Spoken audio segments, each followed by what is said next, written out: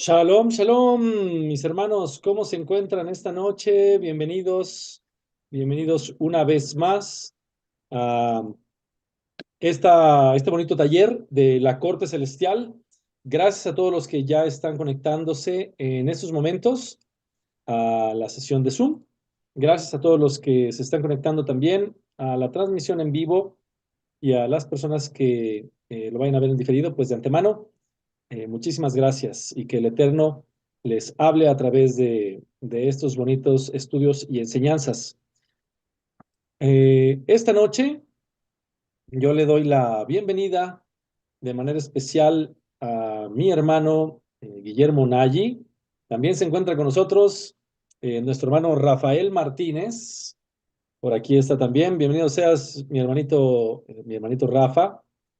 Ay, Ah, sí, cortina. Buenas noches, buenas noches. Shalom, se shalom ¿Cómo a escucha, mi estás? hermano, todos. se escucha. Bueno, Adelante.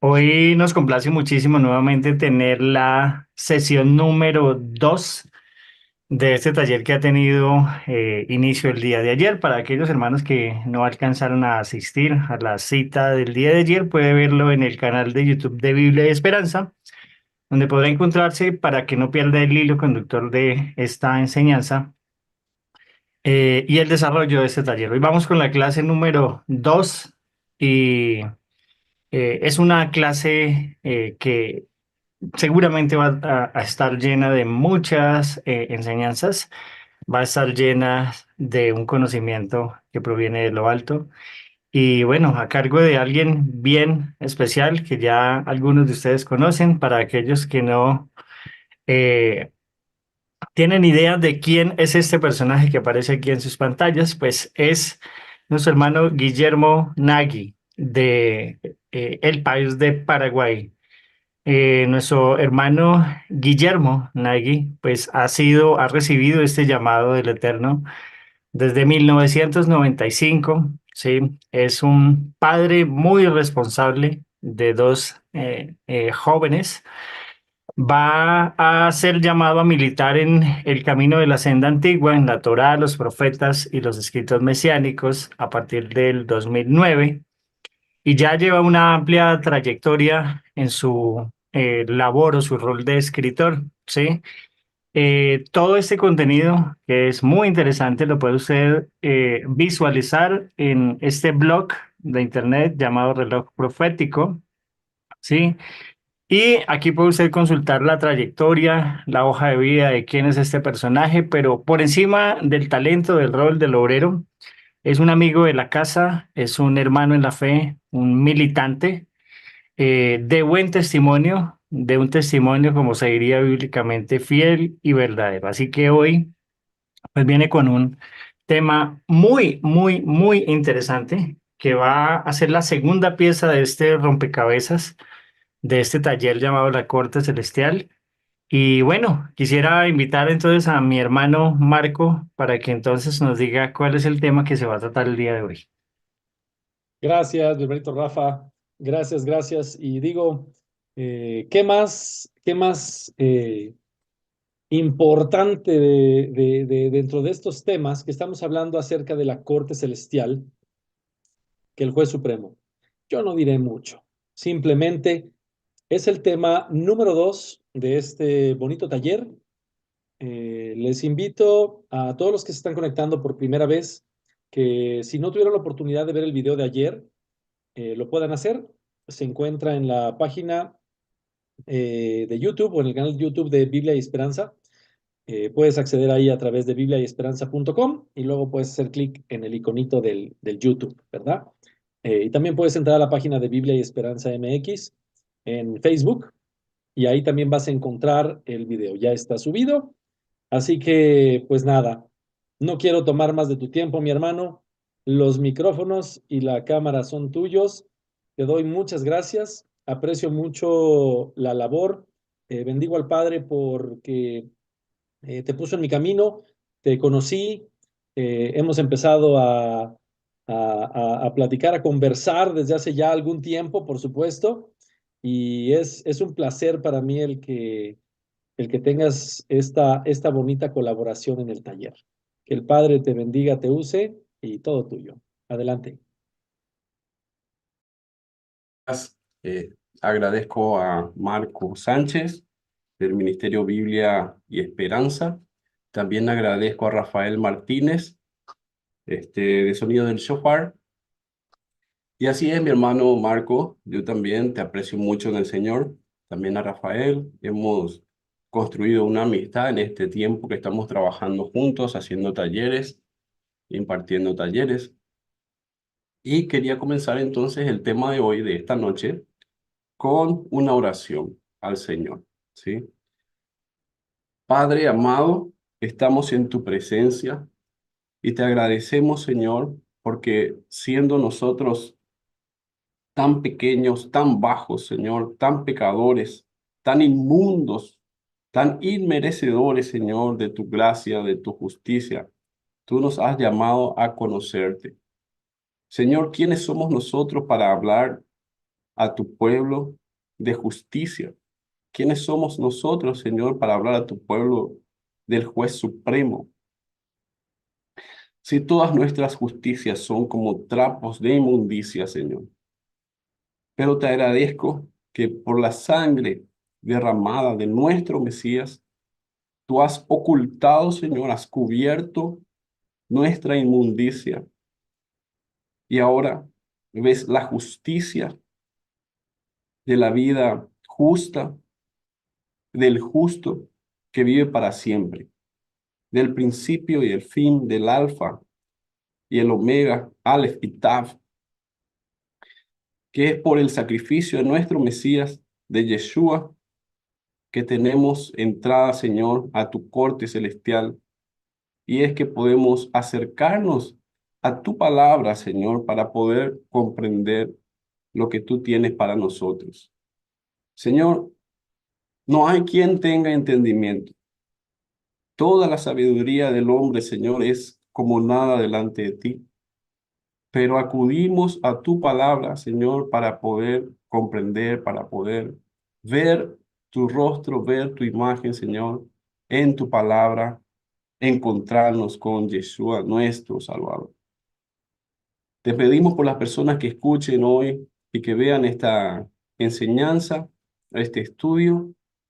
Señor, perdónanos si nos apartamos en algo de tu palabra. Nuestra intención es no apartarnos a la izquierda ni a la derecha, sino seguir rectamente lo que tú nos has dejado, Señor, tu sabiduría, tu conocimiento por escrito, tu palabra, quien es Yeshua el Mesías. Entonces, Padre, ayúdanos, ayúdanos a entender, ayúdanos a comprender, pero sobre todo toca los corazones, Señor, para que aquellos que aún no se han rendido a ti, vengan a tus pies. Porque tu palabra dice que toda rodilla se doblará y que tú estás sentado, Señor, gobernando en el trono hasta que todos tus enemigos se coloquen como estrado de tus pies.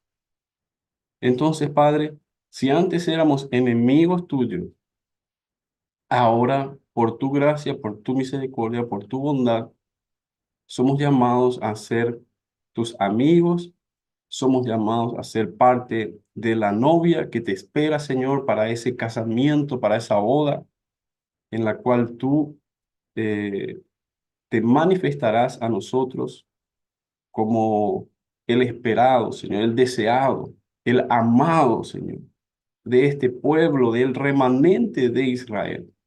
Bendice, Señor, entonces este estudio y vamos a comenzar, hermanos. En el nombre de Yeshua hemos orado. Amén. Bueno, el tema de hoy, el juez supremo. Estos dos salmos que he colocado aquí abajo, dice, adoren, alégrense, gócense, regocíjense, rebosen de contento, canten, aplaudan, aclamen con trompetas y bocina, batan las manos, hagan regocijo, porque delante de Yahweh que vino, porque vino a juzgar la tierra, juzgará al mundo con justicia y a los pueblos con su verdad. Entonces, alegrémonos delante de Yahweh que vino, dice la palabra, El Salmo 96:13. También el 98:9 dice la misma cosa. Alegrémonos, rebosemos de contento delante de Yahweh. ¿Por qué? Porque ha venido a juzgar la tierra. Juzgará al mundo con justicia y juzgará a los pueblos con rectitud. Vamos a cambiar la diapositiva. Entonces, esta imagen yo he colocado aquí para que nos ayude a reflexionar qué justicia es la que preferimos. ¿La justicia del mundo o la justicia de Dios? La justicia del mundo, tenemos a la izquierda una diosa romana llamada Dicea o Dike en griego. Es realmente una diosa griega que los romanos han tomado, ¿verdad? Y le han hecho una personificación alegórica y la han retratado o la han hecho con una venda en los ojos, simbolizando que la justicia es ciega, una balanza en su mano y una espada, y está pisando al parecer una serpiente. Bueno, eso corresponde a Yeshua. La palabra dice que Él es aquel que iba a pisar en la cabeza de la serpiente. Entonces, ¿qué justicia preferimos? ¿Una justicia que es ciega o preferimos al justo que es descrito en Apocalipsis capítulo 5, 6 de esta manera? Dice Juan, y miré y vi que en medio del trono y de los cuatro seres vivientes y en medio de los ancianos estaba en pie un cordero como inmolado. Es decir, que había pasado por el sacrificio y que tenía 7 cuernos. Los cuernos simbolizan el poder y tenía 7 ojos, los cuales son los 7 espíritus de Dios enviados por toda la tierra. Entonces, los 7 ojos, simbolizando los 7 espíritus de Dios, simboliza la eh, omnisciencia de nuestro Dios, que todo lo conoce, que todo lo sabe y por lo tanto puede juzgar justamente. Eso en contraposición con la justicia humana que no ve absolutamente, no puede ver. Entonces, ¿qué justicia es la que preferimos? Aquí puse una foto de un tribunal, de una corte de justicia o de un juicio también, podemos llamarlo, donde vemos los personajes que intervienen en una corte. Vamos a ver entonces aquí abajo. Dice el juez. El juez es el que supervisa el juicio y toma decisiones legales e importantes. Ahí vemos al juez en el medio. El fiscal, abogado acusador o abogado demandante, representa al gobierno en casos penales y está a la izquierda del juez. Desde la perspectiva del juez, el fiscal se sitúa a su izquierda. Veamos, entonces el fiscal se sitúa a su izquierda y tiene por función el acusar. El abogado defensor representa al acusado, se sitúa a la derecha del juez. Desde su perspectiva de la del juez, el abogado defensor lo vemos ahí sentado lo vemos ahí de pie haciendo la defensa. Entonces es el abogado defensor a la derecha del juez, a la derecha del juez desde su perspectiva. El acusado es la persona o entidad acusada de un delito, en ese caso nosotros mismos, por ejemplo. Un jurado es un grupo de ciudadanos que escuchan la evidencia y deciden sobre el veredicto. Ahí está el jurado. Los testigos son las personas que dan testimonio en el juicio. Generalmente se llaman los testigos que se sientan a la izquierda del juez. Ahí vemos una testigo. El escribano o secretario es el que mantiene un registro oficial del juicio. Entonces ahí vemos los libros y vemos una escribana acá en este caso, realizando el registro de todo lo que se ha hablado, dicho las pruebas presentadas, los testimonios, queda todo registrado. El alguacil u oficial de justicia es el encargado de hacer cumplir la ley y mantener el orden del tribunal. Ahí vemos entonces el poder de la justicia, el poder de la ley, eh, que tiene por objetivo mantener el orden dentro de la corte o del tribunal. También generalmente vemos en las películas el martillo de la justicia, que sirve para llamar al orden en la sala del tribunal, anunciar el inicio y fin de los procedimientos, anunciar la decisión final, etcétera, ¿verdad? Veamos qué relación tiene eso con la palabra. La palabra misma es un martillo. Dice en Jeremías 23:29, ¿no es mi palabra como fuego, dice Yahweh, y como martillo que quebranta la piedra? También el Señor utiliza herramientas como martillo, como en este caso Babilonia, por ejemplo, en Jeremías 50:23 dice cómo fue cortado y quebrado el martillo de toda la tierra, así le llama a Babilonia, el martillo de toda la tierra. ¿Cómo se convirtió Babilonia en desolación entre las naciones? También en Jeremías 51:20 dice, martillo me sois y armas de guerra, y por medio de ti quebrantaré naciones, y por medio de ti destruiré reinos. Entonces son las herramientas del Señor, es su martillo. Y vemos también una alusión en Lucas 20:17, donde Yeshua mismo, que es como una piedra, una roca, y dice, ¿qué pues es lo que está escrito? La piedra que desecharon los edificadores ha venido a ser cabeza del ángulo. Todo el que cayere sobre aquella piedra será quebrantado, mas sobre quien ella cayere, le desmenuzará. Entonces, también vemos el mismo, la misma alegoría, la piedra que desmenuza al que le cae encima, ¿no? Entonces, hablamos de la corte y aquí quiero introducir el concepto que podamos ver la corte del Señor también como una corte móvil. Así como Rafael estuvo explicando ayer, la corte celestial o la corte del Señor es un juicio constante y continuo. No es algo que solamente va a suceder al final de los tiempos. Sí, ciertamente deberemos presentarnos ante un tribunal, ante el tribunal del Mesías, pero el juicio se realiza constantemente. O sea, los datos de lo que hablamos, por ejemplo, dice la palabra que nosotros daremos cuenta de cada palabra ociosa salida de nuestra boca. O sea, cada palabra que no tenga un objetivo de honrar al Señor.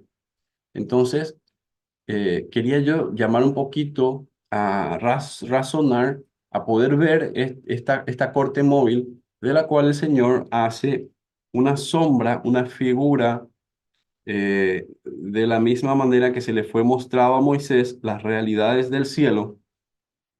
Y el Señor le pidió a Moisés que construya un tabernáculo, también que hagan las vestiduras de los sacerdotes, y lo hizo a imagen de lo que él había visto.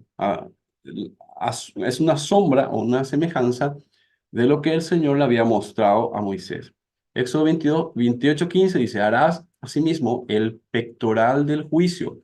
Ahí vemos el pectoral del juicio, de obra primorosa, lo harás conforme a la obra del efod, de oro, azul, púrpura, carmesí y lino torcido. En el 29 dice, y llevará a Aarón, el sumo sacerdote, los nombres de los hijos de Israel en el pectoral del juicio, sobre su corazón, cuando entre en el santuario por memorial delante de Yahweh continuamente. Y pondrás, en el versículo 30, en el pectoral del juicio Urim y Tumim, luces y perfecciones, para que estén sobre el corazón de Aarón cuando entre delante de Yahweh. Y llevará siempre, siempre, constantemente, continuamente a Aarón el juicio de los hijos de Israel sobre su corazón delante de Yahweh. Entonces ahí vemos la corte móvil, las 12 tribus de Israel sobre el pectoral que está sobre el pecho del sumo sacerdote, quien es figura de Yeshua. Entonces, vemos que este juicio se lleva, se porta constantemente y sobre él se colocan las luces y perfecciones que yo interpreto y veo como este, las piedras que representan a las tribus de Israel y donde el objetivo es que estas tribus y así también las personas pertenecientes a estas tribus sean hechos justos, sean luces y sean hechos perfectos como Él es perfecto. Vamos a hablar del juez supremo, del juez de toda la tierra, y lo vemos como una primera mención en Génesis 18:25, donde Abraham negocia con Dios y le dice, lejos de ti el hacer tal, es decir, destruir Sodoma y Gomorra, que hagas morir al justo con el impío y que sea el justo tratado como el impío. Esto es muy importante. El Señor nunca va a tratar al justo como al impío. Nunca tal hagas. El juez de toda la tierra no ha de hacer lo que es justo. Imaginemos nosotros el juez de toda la tierra no ha de hacer lo que es justo. Y ahí la palabra es ha-shofet kol haaretz, el juez de toda la tierra. Shofet entonces es juez.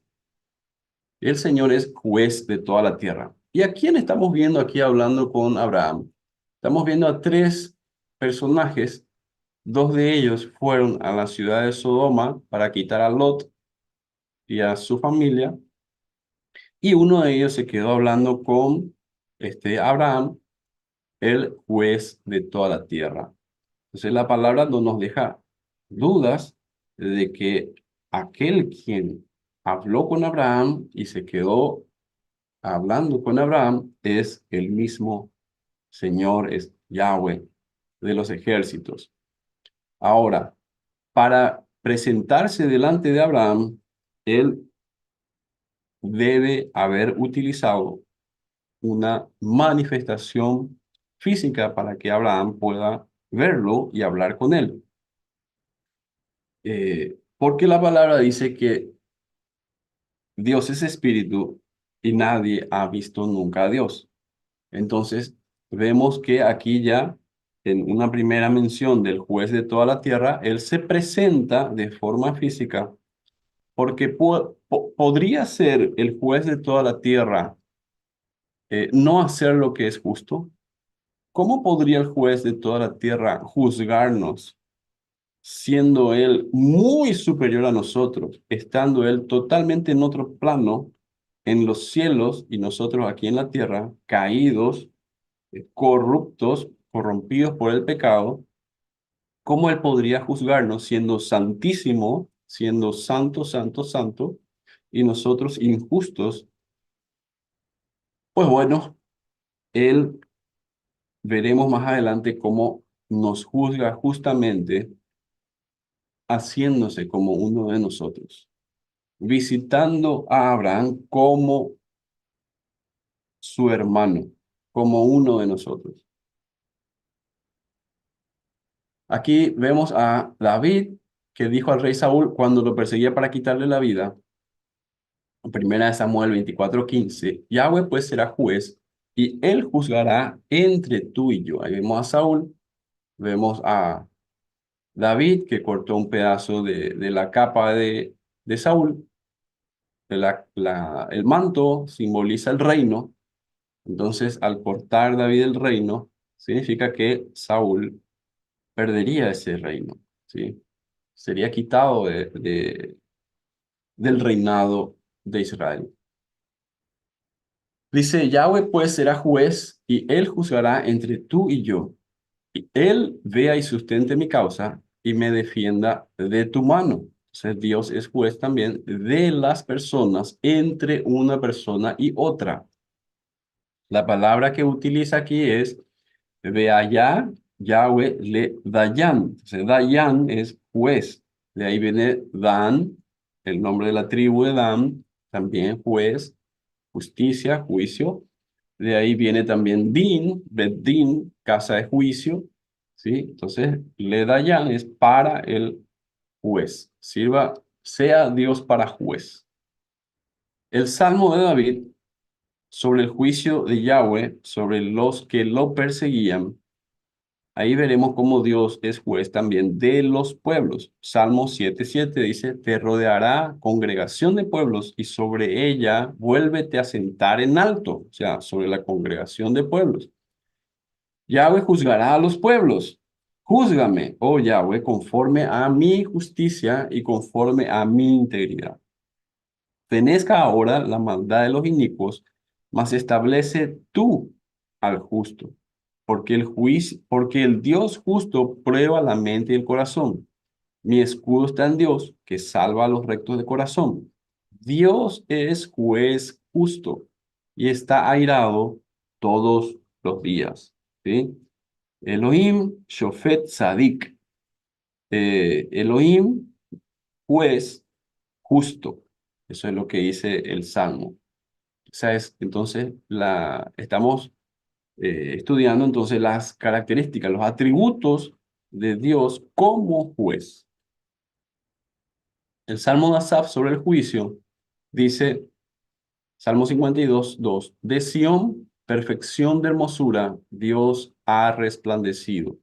Vendrá nuestro Dios y no callará, fuego consumirá delante de él, y tempestad poderosa le rodeará. Convocará a los cielos de arriba y a la tierra para juzgar a su pueblo.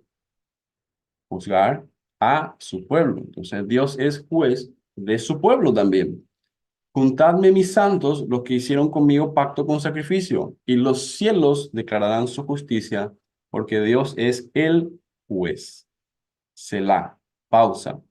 Oye, pueblo mío, y hablaré, escucha Israel, y testificaré en ti. ¿Sí? Yo soy Dios, el Dios tuyo. Este en ti es Baj, ahí está en hebreo.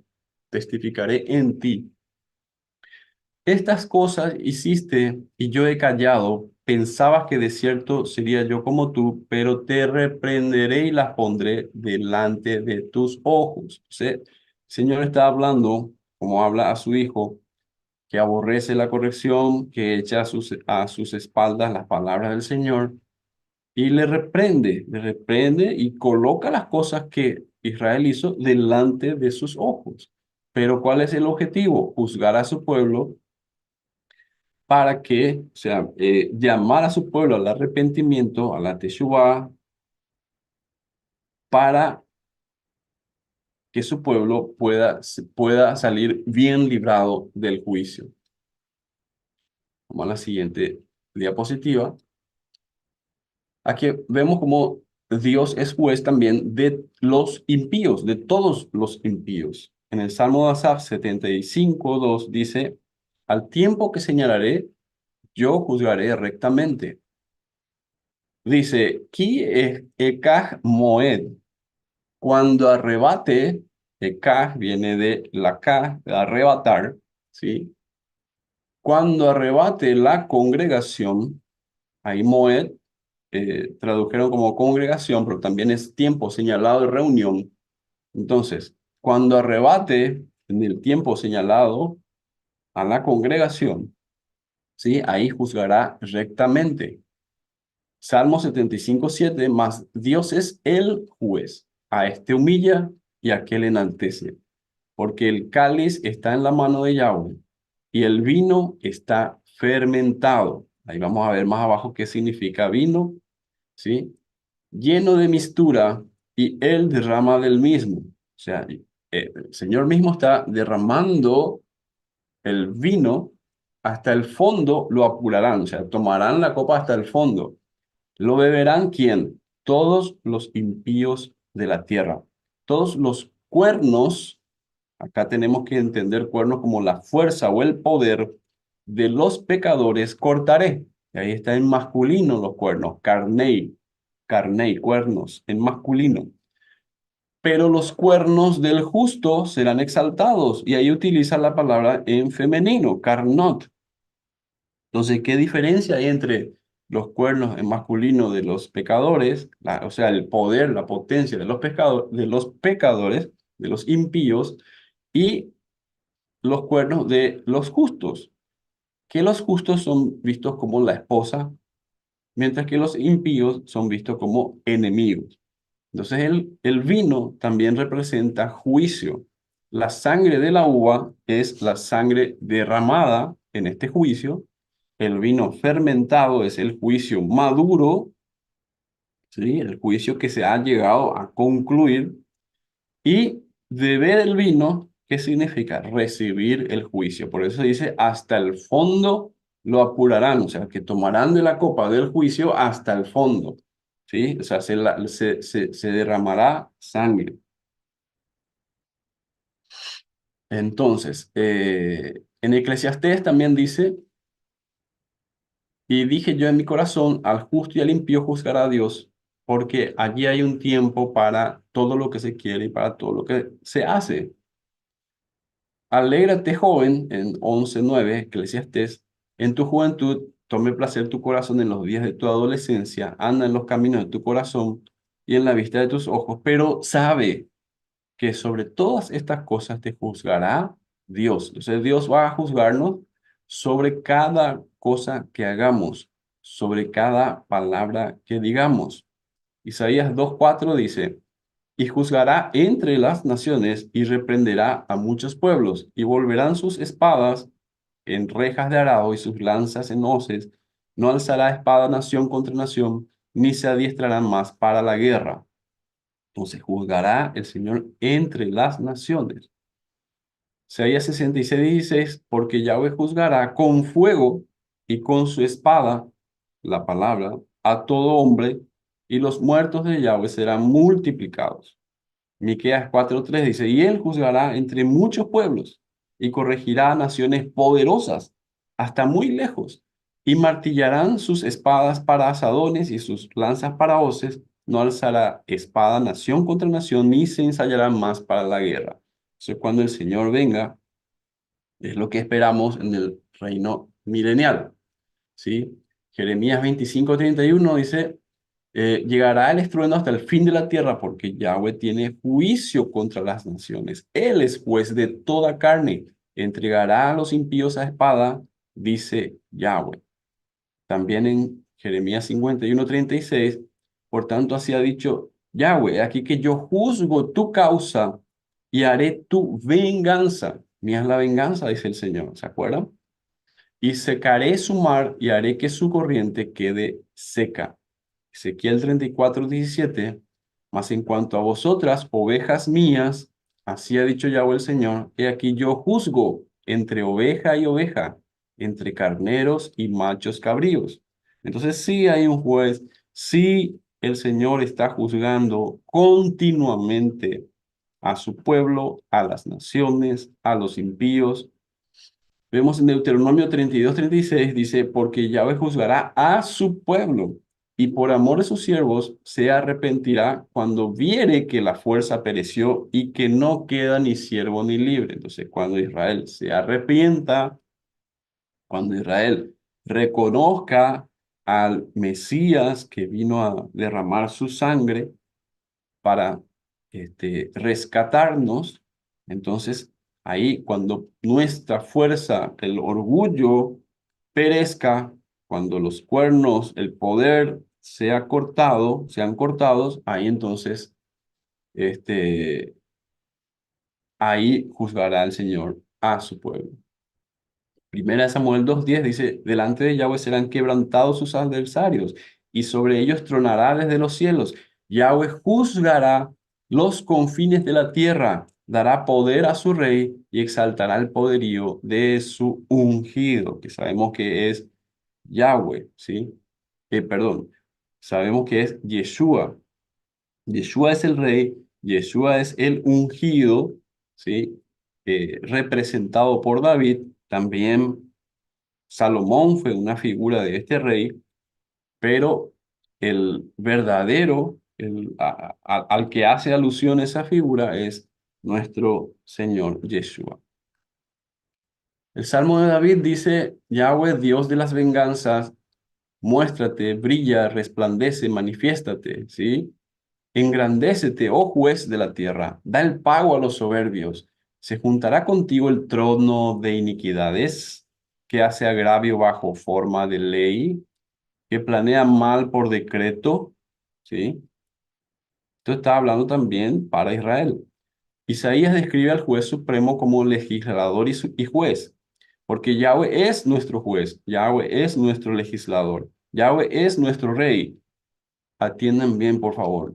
¿Qué dice aquí en hebreo? Hu Yoshienu. Hu Yoshienu. ¿Quién nos salvará? Dice, Él mismo nos salvará. Entonces, ¿enviará a otro para salvarnos? ¿Cómo vamos a quebrantar la palabra? ¿Cómo vamos a interpretar Isaías 33:22? Hu Yoshienu, Él nos salvará. Ahí vemos entonces este tabernáculo, el Mishkan, con la Shejinah, y el sumo sacerdote, y esto es representación entonces del Señor, de nuestro Dios, y cómo Él va desempeñando estos roles para juzgar a su pueblo. Él es nuestro juez, nuestro legislador. Lo mismo que dice Daniel, aquí es importante porque Daniel describe algo que también describe después Juan en Apocalipsis.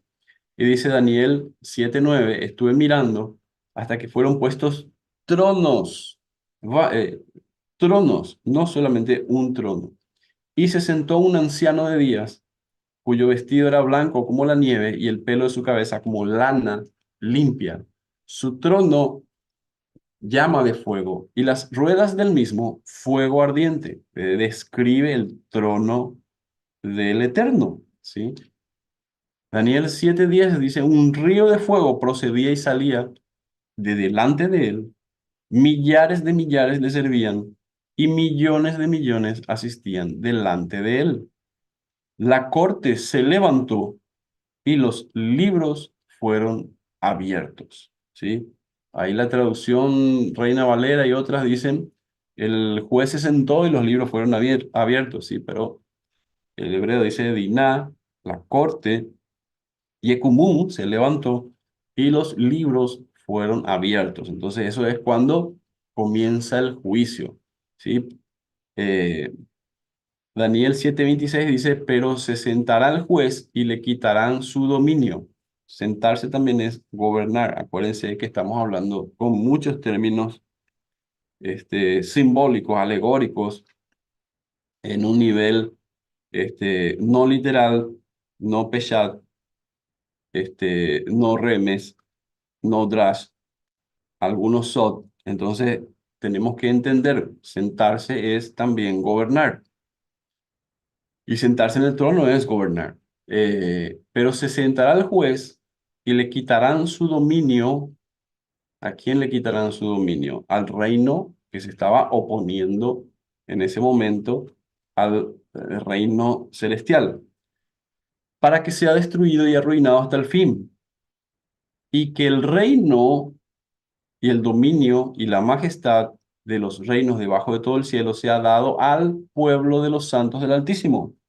Entonces, ese pueblo de los santos del Altísimo es Israel, cuyo reino es reino eterno, y todos los dominios le servirán y le obedecerán. Hebreos 12:22 dice, aquí en Hebreos se nos está explicando un poquito la alegoría utilizada, o sea, lo que había sucedido en Sinaí. Aquí el escritor de Hebreos nos está explicando que dice, os habéis acercado al monte de Sión. Y él explica qué es el monte de Sión, o sea, qué representa ese monte de Sión en el momento en que Israel había salido de Egipto, se había purificado, había guardado los 3 días para poder presentarse delante del Eterno. Y nos está diciendo que ese monte que ardía era la ciudad del Dios vivo. Ese monte de Sión era del cual salían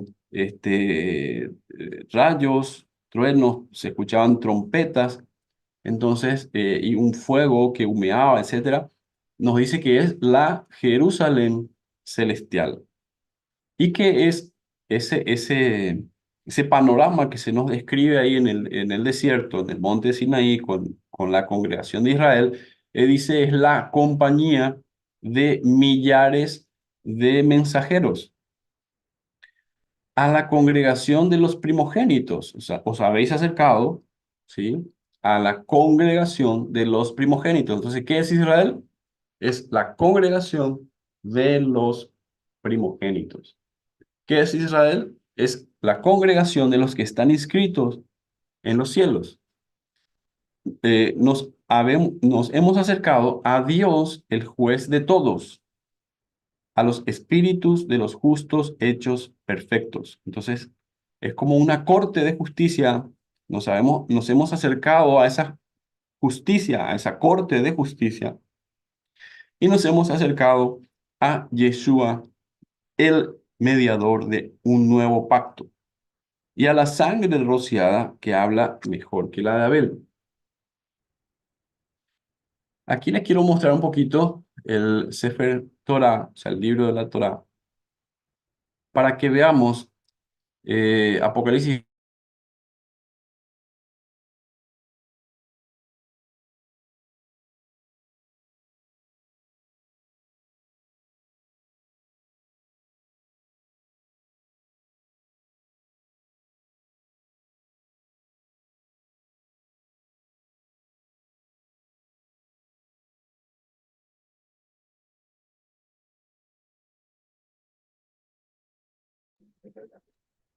Está sin sonido, Guillermo.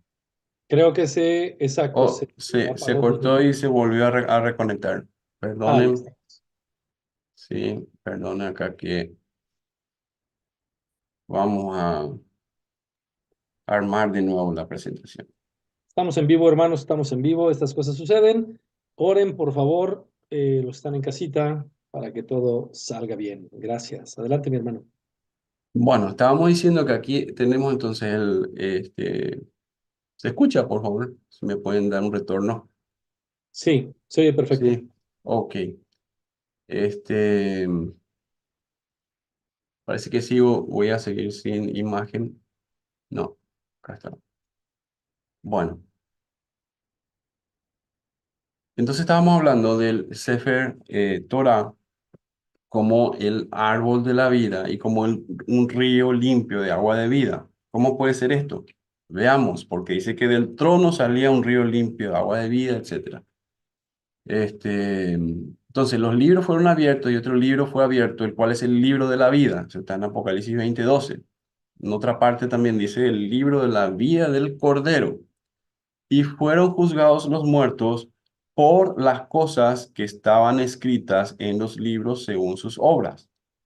¿Sí? Daniel 7:10 dice, un río de fuego procedía y salía de delante de él, millares de millares le servían y millones de millones asistían delante de él. La corte se levantó y los libros fueron abiertos.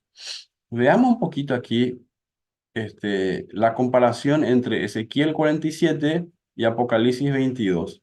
Ezequiel 47 nos dice que nos habla de un río y dice que a las orillas del río, a uno y a otro lado, crecerá toda clase de árboles frutales, y sus hojas nunca caerán, ni faltará su fruto.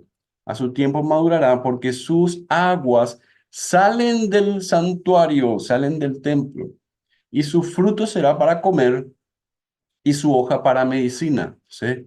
Vayamos haciendo un esfuerzo de imaginarnos a este libro como este río que sale del santuario como un río que sale del templo o del trono, ¿sí? Y que sirve para medicina, que sirve para comer, que hace crecer toda clase de árboles, ¿sí? Y a ambos lados del río. Apocalipsis 22:1 dice, después me mostró un río limpio de agua de vida, resplandeciente como cristal, que salía del trono de Dios y del Cordero. Entonces, ¿de dónde salía el río limpio de agua de vida? Salía del Cordero, porque dice salía del trono de Dios y salía del Cordero. Eso automáticamente nos iguala al trono de Dios con el Cordero. El trono de Dios es también el Cordero. Dice que salía del trono de Dios y del Cordero salía este río limpio de agua de vida. ¿Y qué agua de vida puede ser esa? Dice, en medio de la calle de la ciudad y a uno y otro lado del río estaba el árbol de vida. O sea, ¿cómo un árbol de vida puede estar el mismo árbol de vida a uno y otro lado del río? Este árbol de vida, dice, produce 12 frutos, dando cada mes su fruto, y las hojas del árbol eran para sanidad. Entonces, acordémonos de lo que dice Yeshua: yo soy el alfa y la omega, en hebreo el Aleph y la Tav, ¿sí? El poder o el toro, ¿sí? El toro, también hay un toro de sacrificio que simboliza también la fuerza, el poder, y la Tav, que simboliza es una cruz, en hebreo pictográfico, que también simboliza pacto. Entonces yo soy la ofrenda y el pacto de la ofrenda. O sea, yo soy la ofrenda que santifica el pacto. También soy el principio y el fin, el primero y el último. O sea, aquí vemos este rollo de la Torá. A este lado se le llama árbol de vida, a este rollo, y a este otro también árbol de vida, es el mismo árbol de vida, y lo que se va desenrollando aquí es lo que se va leyendo, y entonces ese es el río limpio de agua de vida que fluye y que sirve para sanarnos. ¿Sí? Vamos a la siguiente. Apocalipsis 13:8 dice, y la adoraron todos los moradores de la tierra cuyos nombres no estaban escritos en el libro de la vida del Cordero. Se está hablando de la bestia, ¿sí? El libro de la vida del Cordero, que fue inmolado desde el principio del mundo. También dice Apocalipsis 21:27, no entrará en ella ninguna cosa inmunda o que hace abominación y mentira, sino solamente aquellos quienes estén inscritos en el libro de la vida del Cordero. Entonces aquí vemos los registros de esta corte celestial, de esta corte móvil, de esta corte que es, de este juicio que se está desarrollando constantemente, ¿sí? Y vemos que hay un libro que contiene los nombres de aquellos que han sido inscritos. ¿Y qué pasa con aquellos que no están inscritos en el libro de la vida del Cordero? Pues que sus nombres han sido borrados del libro de la vida del Cordero. Entonces, Yeshua es el árbol de la vida. Su palabra es la que recibimos como río de agua viva, la palabra que proviene del trono y que proviene también del Cordero, porque Él es la palabra. Es decir, Él es el rollo del principio y Él es el rollo del fin, porque es el mismo rollo. En ese rollo, ¿sí? A medida que se va leyendo y desenrollando y enrollándose al otro lado, se desarrolla toda la historia de la humanidad. Entonces, aquí vamos a ver otro atributo de nuestro juez supremo, porque estamos hablando hoy del juez supremo. Y vamos a ver que este juez supremo se manifiesta a nosotros, se manifestó a Israel. Y dice en Éxodo 24:9, y subieron Moisés y Aarón, Nadab y Abiú, y 70 de los ancianos de Israel, y vieron al Dios de Israel. ¿Sí? Vieron al invisible. Y había debajo de sus pies como un embaldosado de zafiro. Acuérdense de esta palabra, embaldosado de zafiro, transparente. semejante al cielo cuando está sereno. Mas no extendió su mano sobre los príncipes de los hijos de Israel, y vieron a Dios, y comieron y bebieron. En el versículo 17 dice, y la apariencia de la gloria de Yahweh era como un fuego abrasador en la cumbre del monte a los ojos de los hijos de Israel. Entonces, ¿qué es lo que vieron de Dios? Vieron su gloria y la vieron como un fuego abrasador en la cumbre del monte, que es una manifestación del Dios invisible que él utilizó en ese momento para mostrarse al pueblo de Israel. Levítico 9:23 dice, y entraron Moisés y Aarón en el tabernáculo de reunión. La palabra, acuérdense también, dice, eh, eh, el Señor es fuego consumidor, ¿sí?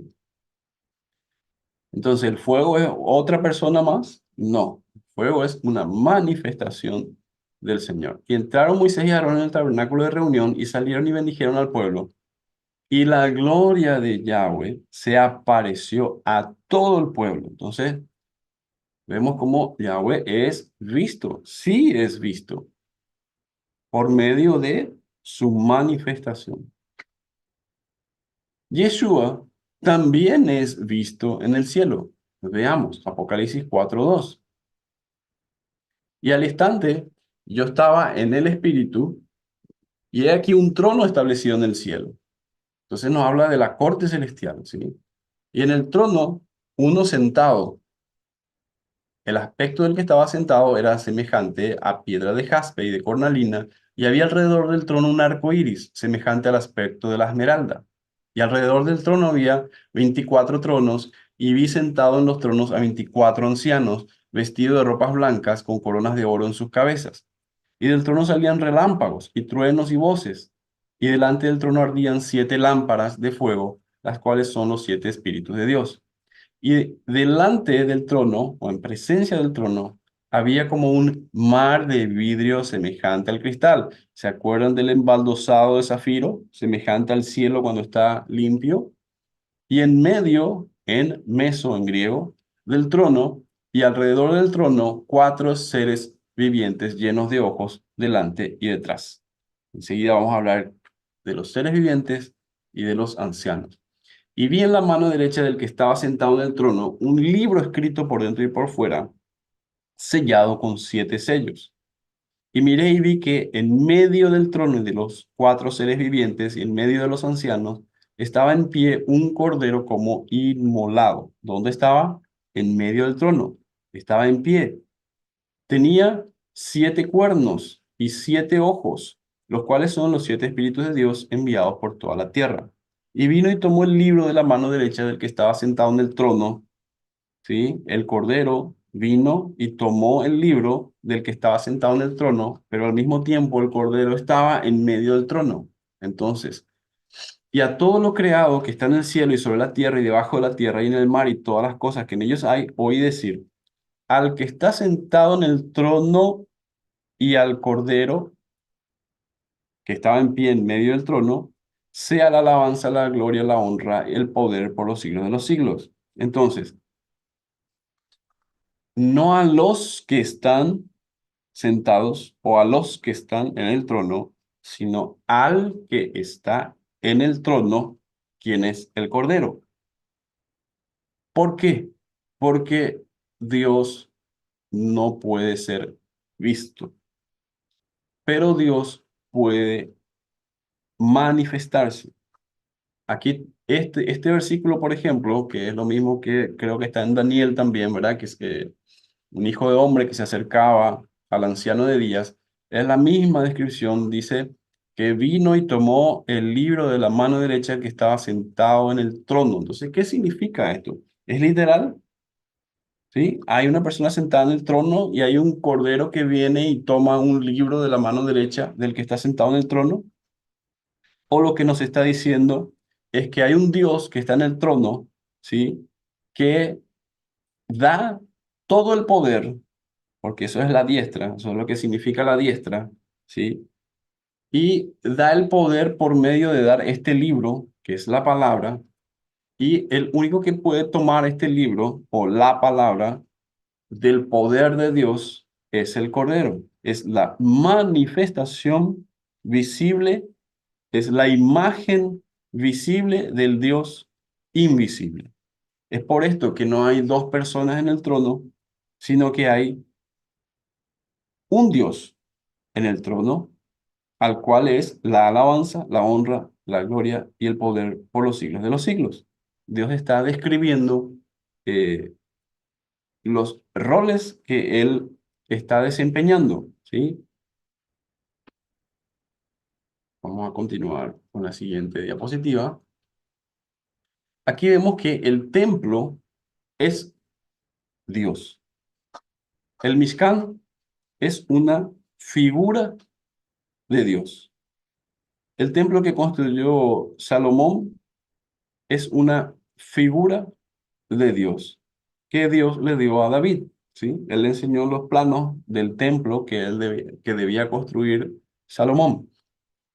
Apocalipsis 21-22. Y también le mostró a Moisés, por medio de una figura, lo que él debería hacer acerca del tabernáculo. 21-22, Apocalipsis. No vi en Jerusalén templo, no vi en ella templo, ¿sí? No utiliza la palabra tohieron, utiliza la palabra, tohieron, sino que dice naos, naón, ¿verdad? Naón, perdón, que viene de naos. Y naos es santuario, morada. Entonces no vi en Jerusalén la morada, no vi en Jerusalén el templo, no vi en Jerusalén el santuario. ¿Por qué? ¿Por qué no había en Jerusalén, en la Jerusalén celestial, no hay un santuario? ¿Cómo es posible que no haya una morada? Dice, porque el Señor Dios, fíjense esta construcción, el Señor Dios Todopoderoso es el templo de ella. Y el Señor Dios Todopoderoso es el Cordero. No dice del Cordero, no dice el Señor Dios Todopoderoso es el templo de ella y el templo del Cordero, no es eso lo que dice, ¿sí? No dice que es el templo del Cordero, sino que dice que el Señor Dios Todopoderoso es el templo y es el Cordero, ¿sí? Está en caso nominativo, no está en caso genitivo el Cordero. No es del Cordero, sino es el Cordero. ¿Quién está a la diestra del arca? Deuteronomio 31-24 dice, cuando acabó Moisés de escribir las palabras de esta ley en un libro hasta concluirse, o sea, cuando concluyó el libro de la ley, dio órdenes Moisés a los levitas que llevaban el arca del pacto de Yahweh, diciendo, tomad este libro de la ley y ponedlo al lado del arca del pacto de Yahweh, vuestro Dios, y esté allí para testimonio en ti, Bejá. ¿Sí? Testimonio en ti, no contra ti, ¿sí? Sino que esté allí para ser testimonio en ti. Entonces, estaba claro,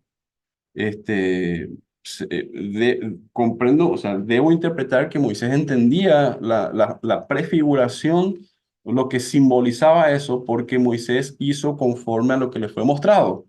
Y él debe haber entendido que ese templo era imagen, figura o sombra de el templo celestial, ¿sí? Del cual también nosotros somos parte. O sea, nosotros somos también templo, somos el templo del Espíritu, somos el templo de Dios. Entonces, que el libro de la ley esté al lado del arca del testimonio, ¿a qué lado ustedes piensan que va a estar?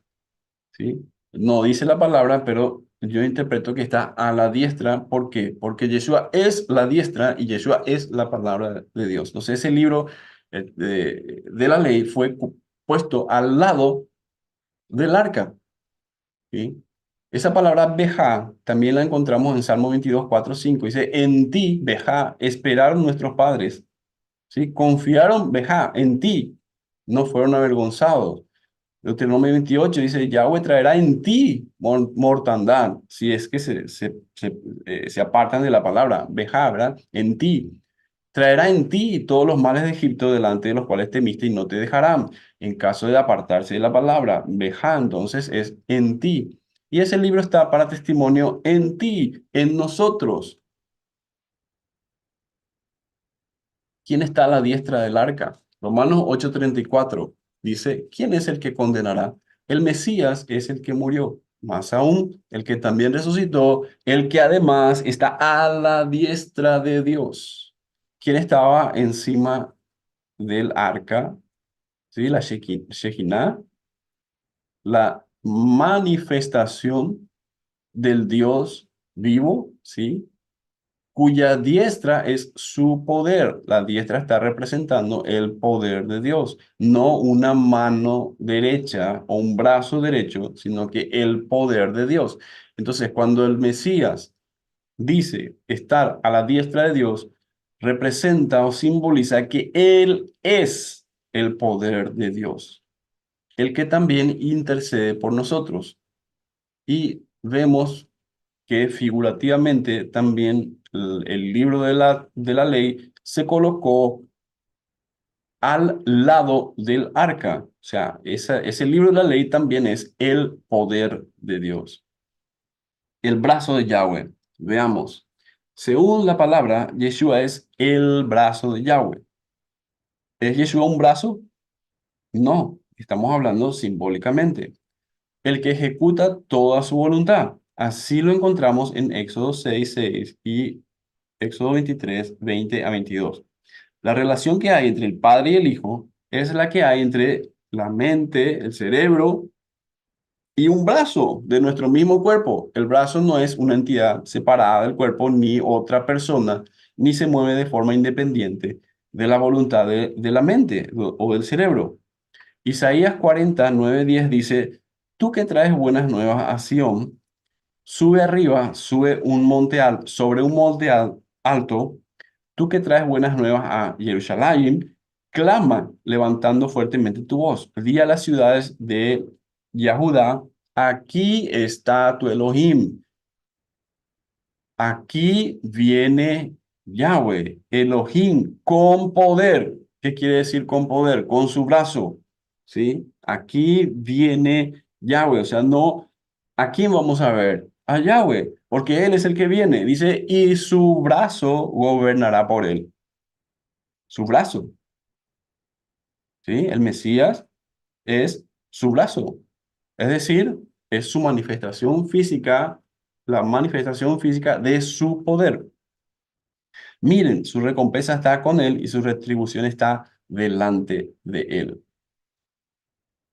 ¿Quién está a la diestra del arca entonces? Este entendimiento se confirma en los Salmos 44, 3-4 y 98, 1. Dice, porque no se apoderaron de la tierra por su espada, ni su brazo los libró, sino tu diestra y tu brazo y la luz de tu rostro. Entonces, ¿quién libró a Israel? Su diestra, su brazo y la luz de su rostro. Manifestaciones del único Dios verdadero.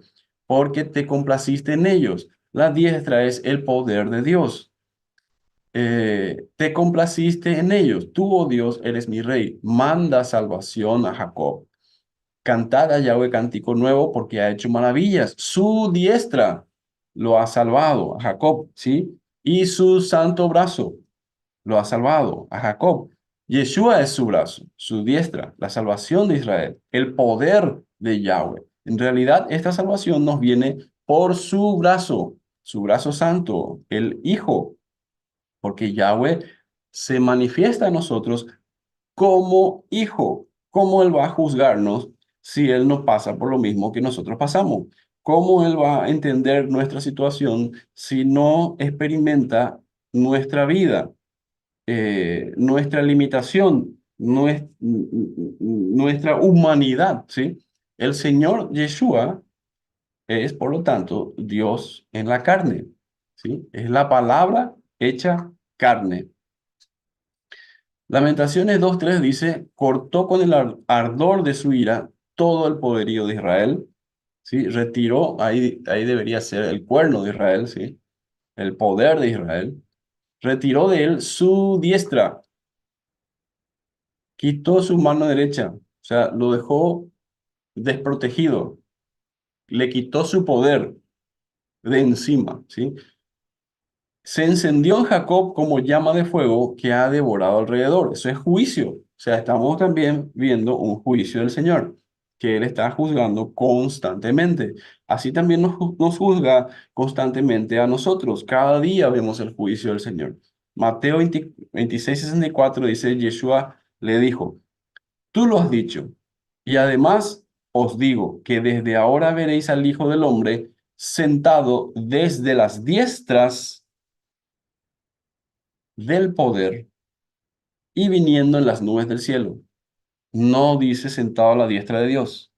Dice ek, de o desde las diestras. Diestras está en genitivo, caso genitivo y plural, número plural. Por lo tanto, esa es la traducción literal.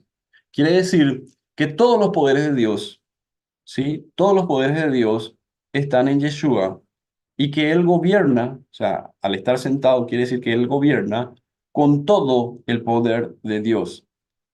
Todos los poderes de Dios están en Él. Y viniendo en las nubes del cielo, que es la palabra, ¿sí?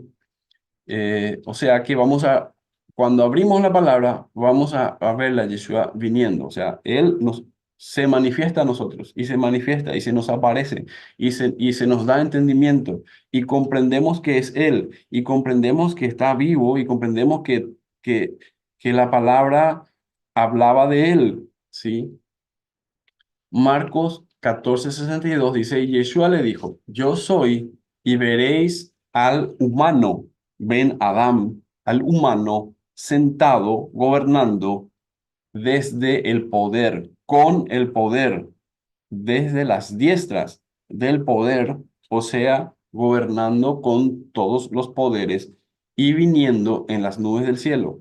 Lucas 22:69 dice, pero desde ahora el Hijo del Hombre estará gobernando, sentado, ¿sí? En el trono. Eso quiere decir, sentarse en el trono es gobernar, ¿no? Desde las diestras del poder de Dios, ¿sí? Aquí sí especifica de Dios. Entonces, vemos que la diestra es el poder del Señor. Salmo 16:8 dice, a Yahweh he puesto siempre delante de mí. Este es un buen pasaje, sí, interesante. Dice, a Yahweh he puesto siempre delante de mí, porque está a mi diestra, no seré conmovido. Entonces, o está delante mío o está a mi diestra. ¿Cómo es eso? Porque si está enfrente, no está ni a mi izquierda ni a mi derecha, ¿sí? Hechos 2:25 eh, dice, porque David dice de él, veía al Señor siempre delante de mí, porque está a mi diestra, no seré conmovido. Entonces, entendamos, hagamos una interpretación literal del hebreo y también del griego para ver si David puso a Dios delante de él o a su diestra. O sea, ¿estaba delante de él o estaba a su derecha? Así sería entonces la traducción del hebreo. A Yahweh he puesto constantemente delante de mí, porque de mi diestra no seré movido. ¿Sí? Eso es lo que dice. De mi diestra. Yamin, Yemini. De mi diestra no seré movido. Y Hechos 2:25 dice en griego, porque David dice de él, veía al Señor delante de mí a través de todo, ¿sí? Porque de mi diestra es que no seré movido. ¿Qué quiere decir eso? No van a quitarme de mi poder, porque mi poder es aquel que tengo delante mío, ¿sí? Porque he puesto a Yahweh constantemente delante de mí. Él es mi poder y de ese poder no seré movido. Eso es lo que está diciendo. El Señor es su diestra, o sea, está diciendo David, que el Señor es su poder, es su diestra, es su fortaleza, y de allí no será ni fue movido. Eh, en este Salmo 16, 8 y 11 de David dice que Yahweh está delante suyo. Luego dice que a la diestra de Yahweh hay delicias para siempre. Según el Salmo 110:1, Yahweh dijo a mi Señor, a Yeshua, siéntate a mi diestra hasta que ponga a tus enemigos por estrado de tus pies. Por lo tanto, Yeshua es la diestra de Yahweh, es el poder de Yahweh y es también la manifestación visible, física, la imagen del Dios invisible. Diestra, por lo tanto, no significa solamente derecha o un lado o una dirección física literal. Bíblicamente, el término tiene más de un significado. También se refiere a poder. Yeshua, por lo tanto, no está sentado a un lado derecho físico, a la derecha del trono de Dios, sino que él detenta todo el poder de Dios. También se refiere a la posición que adopta en un juicio y, por lo tanto, el cargo que desempeña. El trono de Dios en ella. En Apocalipsis dice que eh, en Jerusalén no habrá más maldición y el trono de Dios y del Cordero estará en ella. No dice los tronos de Dios y del Cordero, sino el trono de Dios y del Cordero estará en ella y sus siervos le servirán. Nos dice les servirán en plural, dice le servirán. Y verán su rostro, no dice sus rostros, y su nombre estará en sus frentes, no dice sus nombres, dice su nombre estará en sus frentes. Acordémonos la diadema santa del sumo sacerdote con Gadol, con Hagadol, que decía santidad a Yahweh, ¿sí? Kadosh le Yahweh. Acerquémonos pues, Hebreos 4:16, confiadamente al trono, a la silla, al asiento, tronos dice en griego, al asiento de la gracia. ¿Cuál es el asiento, la silla, el trono de Dios o de la gracia? ¿Cuál es? Para alcanzar misericordia y hallar gracia para el oportuno socorro. El trono es el arca. Hebreos 9:3 dice, tras el segundo velo estaba la parte del tabernáculo llamada el lugar santísimo, el cual tenía un incensario de oro y el arca del pacto cubierta de oro por todas partes. El incensario de oro vemos que es la forma en que podemos entrar al lugar santísimo, ¿sí? Se llevaban las cenizas del altar del incienso y se llevaban el carbones de fuego o el fuego del altar dentro de este incensario y se echaban el incienso que el sacerdote llevaba en sus manos, echaba ese incienso en el incensario y ese incienso quemado subía a la presencia de Yahweh, o sea, que cubría la Shejinah. Y esa es la forma en que entramos al lugar santísimo. También, porque el incienso son, dice, las oraciones de los justos. Eh, entonces, estaba una urna perdón, el cual tenía un incensario de oro y el arca del pacto cubierta de oro por todas partes, en la que estaba una urna de oro que contenía el maná, eso es dentro del arca. Dentro del arca estaba la vara de Aarón que reverdeció y dentro del arca estaban las tablas del pacto. Todas representan a Yeshua. Sí, el maná es el pan del cielo, que es Yeshua, que es el que descendió del cielo, la palabra que nos alimenta. La vara de Aarón que reverdeció es el sacerdocio que reverdece o que vive eternamente. Las tablas del pacto representa la ley, las palabras del Señor, que está dentro de esa arca que está construida a su vez por madera revestida de oro.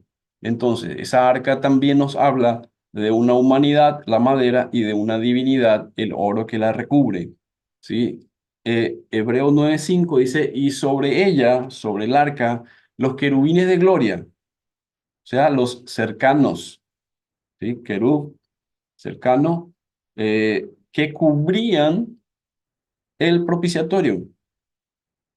Hilasterion es en griego y en inglés de mercy seat, o sea, la silla o trono de gracia es el propiciatorio. Ahí es la silla o el trono, es el propiciatorio, de las cuales cosas no se puede hablar en detalle.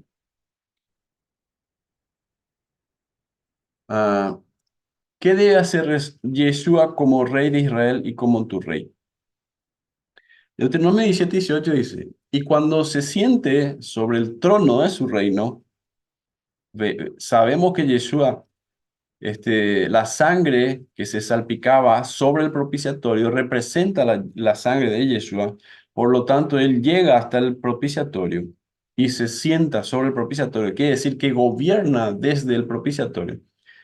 Dice, cuando el rey entonces se siente eh, sobre el trono de su reino, entonces escribirá para sí un libro, una copia de esta Torá que está delante de los sacerdotes levitas, ¿sí? Una copia de la Torá debía escribir el rey, debía escribir eh, debe escribir sobre un libro, sobre un sefer. El libro es la Torá, ¿sí? Y en 2 Corintios 3:3 dice, siendo manifiesto que vosotros sois carta del Mesías, o sea, sois el libro escrito por el Mesías, expedida por nosotros, escrita no con tinta, sino con el Espíritu del Dios vivo, no en tablas de piedra, sino en tablas de carne del corazón. Entonces, está cumpliendo el Mesías, Yeshua, Deuteronomio 17:18.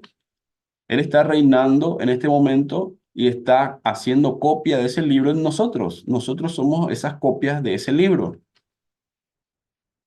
Y el mismo Yeshua es el propiciatorio. Primera de Juan 2:2 dice, Él es la propiciación, o sea, la cobertura, hilasmos, que es el propiciatorio, dice, en relación a nuestros pecados.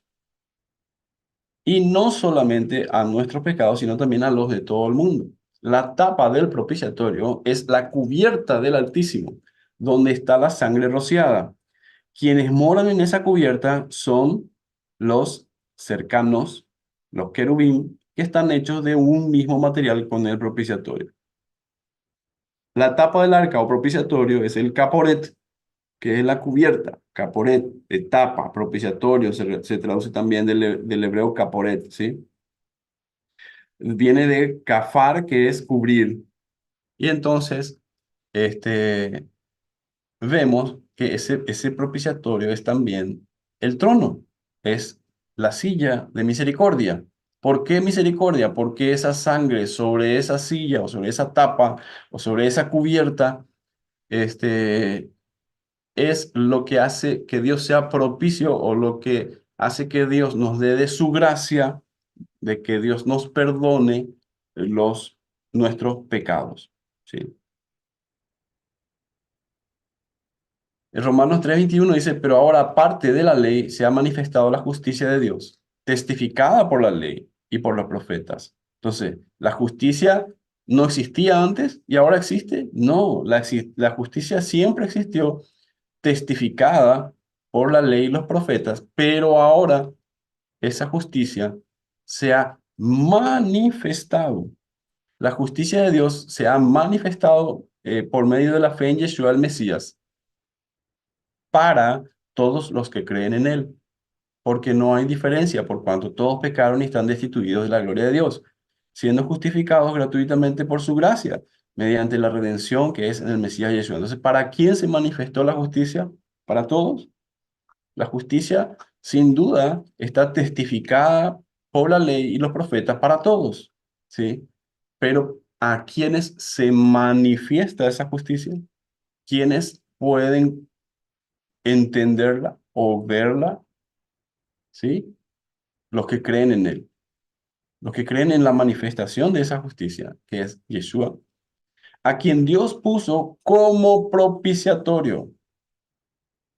Fíjense que Yeshua, aparte de ser el juez supremo, también es nuestro abogado defensor, como vamos a ver pasado mañana, en la otra parte que me toca exponer. También es el libro de la vida o el registro que se va escribiendo. También es el testigo fiel, ¿sí? También es, por lo tanto, uno de los dos testigos, porque nosotros somos también testigos y él también es testigo.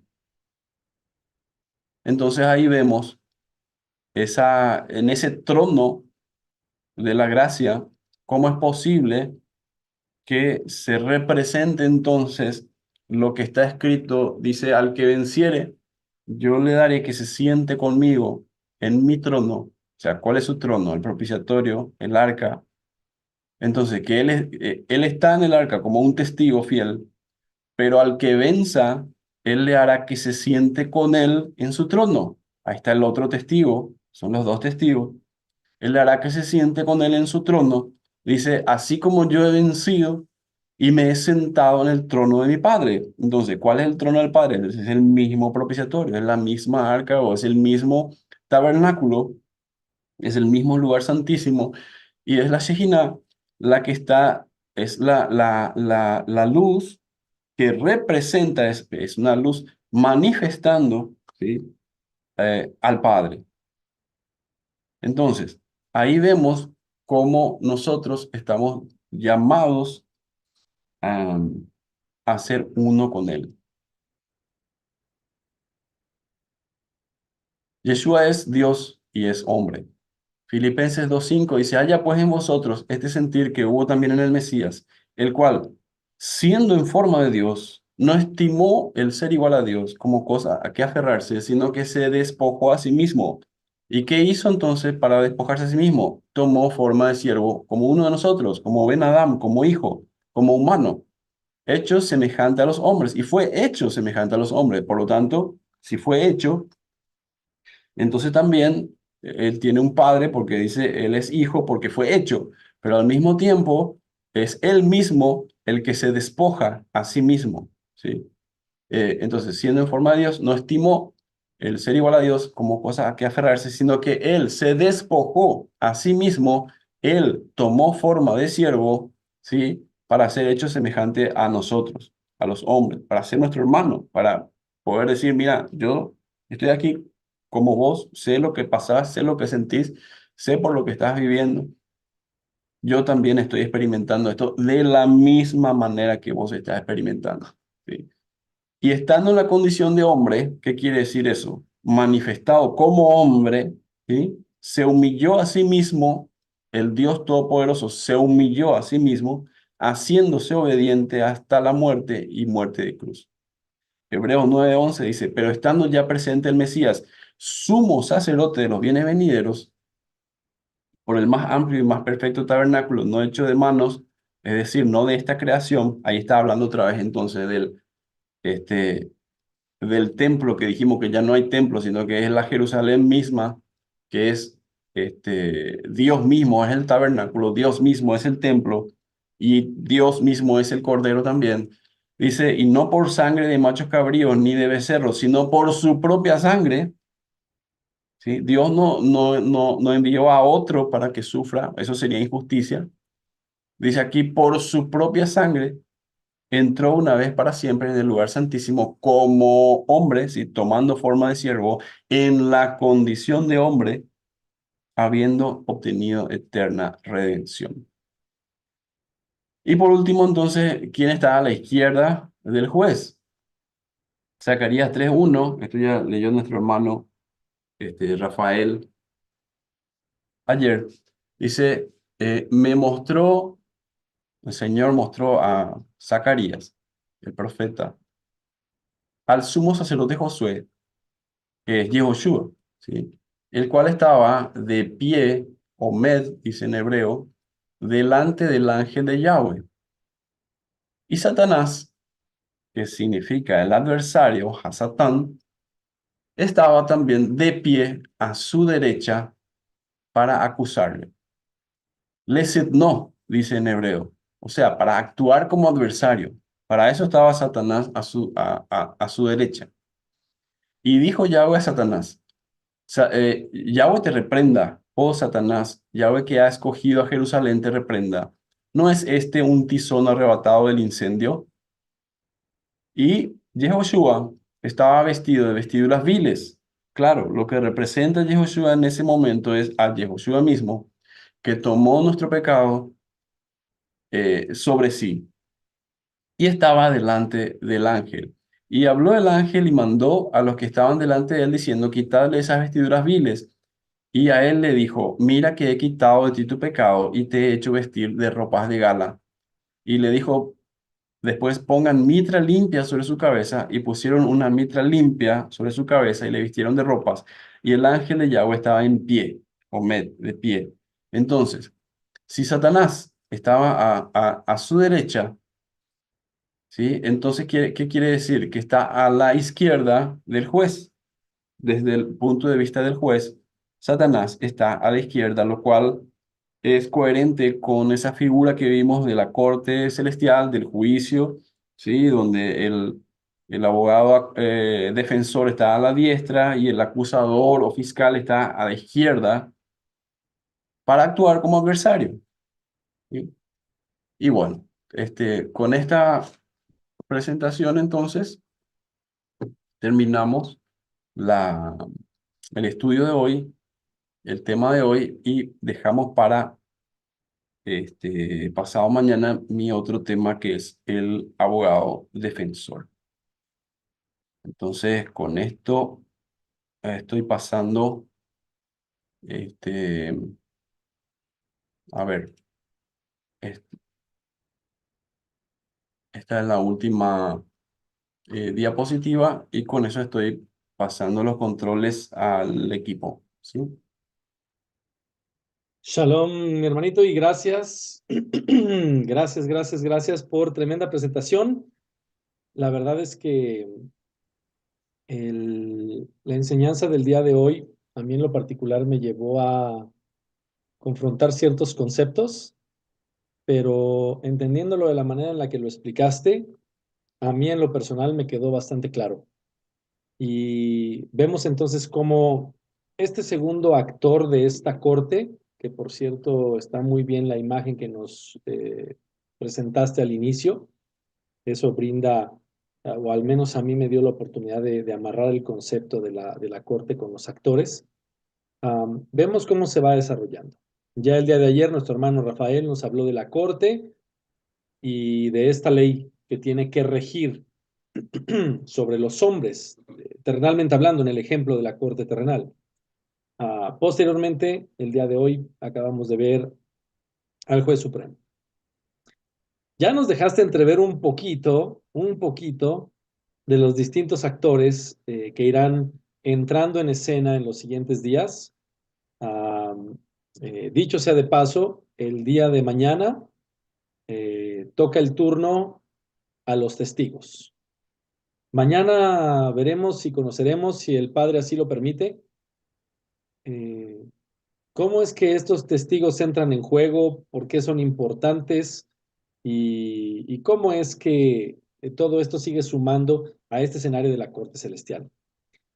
Bueno, en esta diapositiva que nos presenta aquí nuestro hermano Guillermo, nosotros pues siempre les agradecemos el apoyo y toda la ayuda que de parte de ustedes pueda venir. Si bien es cierto, no cobramos nada por este tipo de talleres. Lo hacemos para el Padre, esa es la verdad. Ciertamente también, bueno, pues si en el corazón de alguno de ustedes se encuentra el aportar algo, así sea, como lo digo yo siempre, 50 centavos de peso o 50 centavos de dólar, no importa, todo es bienvenido. ¿Por qué? Bueno, pues porque si bien nosotros tenemos trabajos seculares, siempre ayuda para efectos de continuar haciendo el esfuerzo como hasta el día de hoy, ¿verdad? Entonces, bueno, ahí tienen un código QR pueden hacerle un pantallazo, una captura de pantalla o directamente con su celular, por eso estoy dando un poquito de tiempo. Y eso los va a llevar a poder hacer un donativo, el cual pues nos ayuda a todos los que participamos. Bien, dijo Mauricio, hay más allá de las personas que ven aquí, que es Guillermo, Rafael y un servidor. Hay personas luego adicionalmente que también colaboran en distintas maneras para poder llegar a ustedes y traerles material, pues bonito, ¿verdad? De calidad y que les sea de instrucción. Bueno, listo. Ahí estuvo también el mensaje. Mi hermano, Guillermo, tenemos algunas preguntas que ya están por acá en el chat. Están por acá en el chat de las redes sociales. Tengo particularmente dos preguntas. Una nos la hizo nuestro hermano Rubén Macías y él preguntó, después de la resurrección ya no se le llama padre, ¿o sí? Voy a quitar un poquito entonces la Sí, diapositiva que estamos adelante. viendo, ¿sí? Si quieres puedes dejar de compartir pantalla o si vas a ocupar alguna diapositiva de soporte, pues está perfecto, como tú gustes. Sí, voy a dejar de compartir un minutito.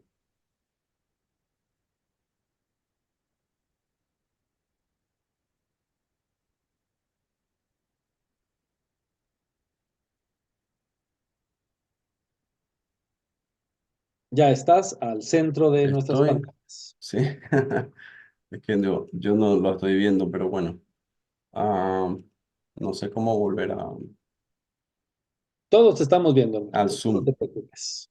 Bueno, ¿cómo es la pregunta? Si después de la resurrección llamaremos Ya no, Padre. ya no se le llamará o ya no se le llama padre, ¿o sí? Es la pregunta que nos hace nuestro hermano Rubén Macías. Bueno, lo que yo encuentro es que al fin del milenio, que es luego de la resurrección hay un milenio, ¿no? Y al fin del milenio, entonces dice que entrega el reino al Padre. A ver, voy a buscar eso si está.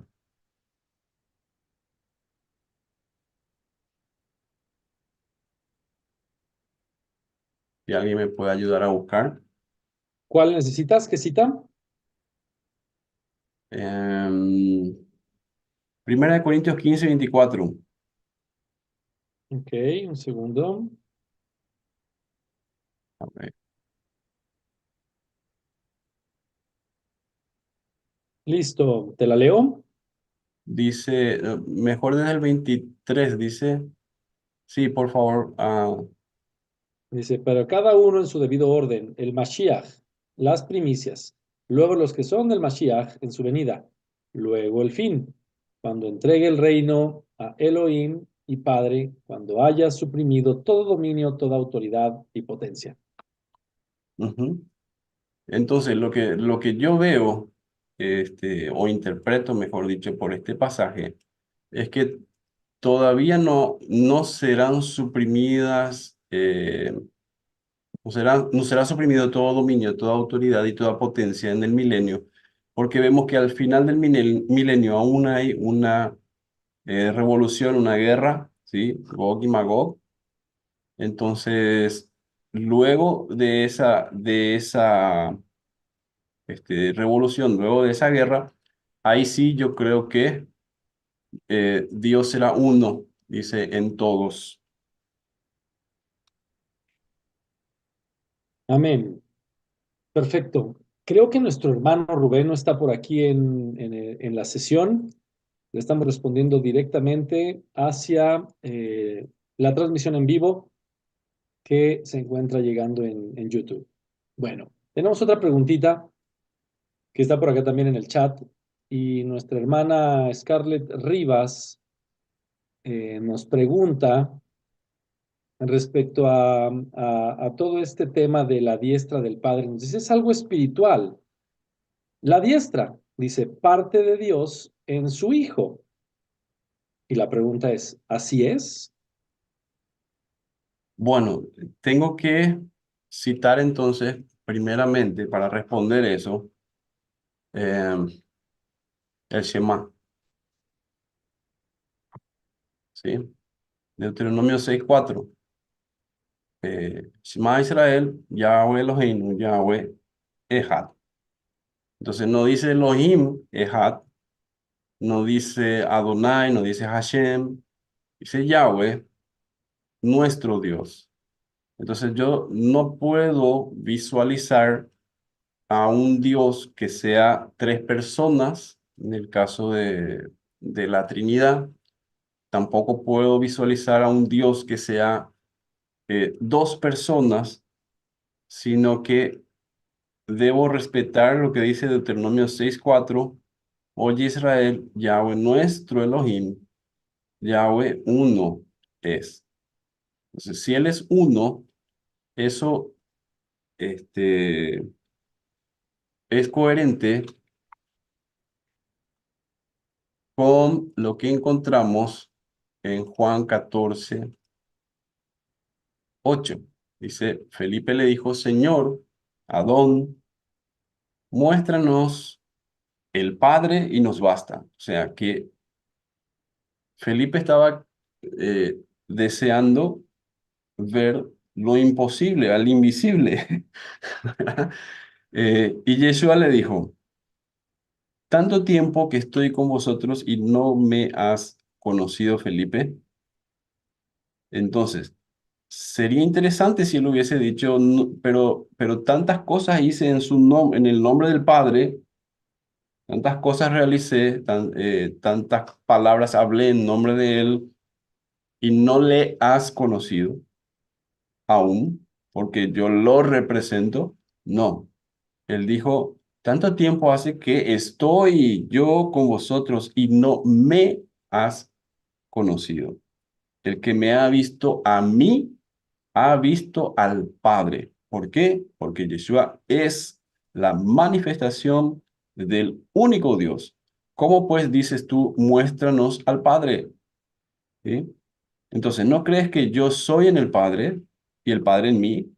Es muy fácil decir, ah, sí, porque un hombre como por ejemplo el profeta Samuel o el profeta Moisés o el profeta David, o el profeta Zacarías, que tenía el espíritu del Padre en él, entonces podemos decir el Padre en él, ¿verdad?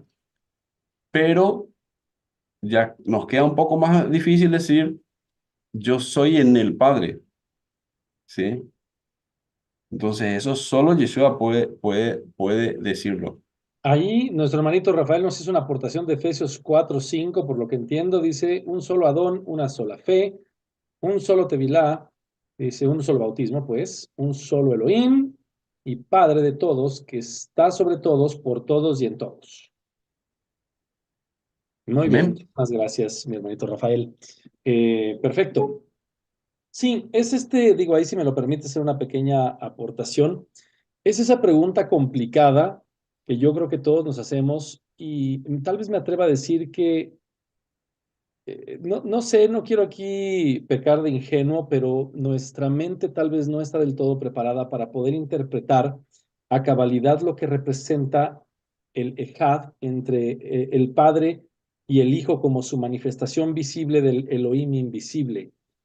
Lo que entendemos es que es uno y al mismo tiempo él anduvo en la tierra. Entonces, eso es Sí. interesante. Además, también, Marco, aprovecho para explicar a la audiencia que la palabra had, yo entiendo que la están utilizando de una forma diferente a lo que significa, porque no la están utilizando como lo que es uno, número cardinal uno, Ujú. sino que la están utilizando como unidad. Entonces, dice, somos un ejad, dicen, ¿verdad? No puede decirse somos un ejad. Eso es gramaticalmente incorrecto. Somos un uno. No, ellos están utilizando en el sentido de decir somos una unidad, somos un grupo unido, ¿verdad? Así, eso es lo que se traduce al decir somos un ejad. Ujú. No, no. Somos Ejad. Ahí sí, somos uno. Correcto. Pero somos un Ejad, no. Entonces, así mucha gente utiliza esa palabra Ejad para describir a Yeshua, al Hijo y al Padre, como una unidad, ¿sí? Claro, pero no es así, Pero no es así. es correcto. Y de ahí lo complejo de a veces entenderlo con nuestra mente, ¿verdad? Somos uno, no somos un grupo como uno, sino Sí. es interesante.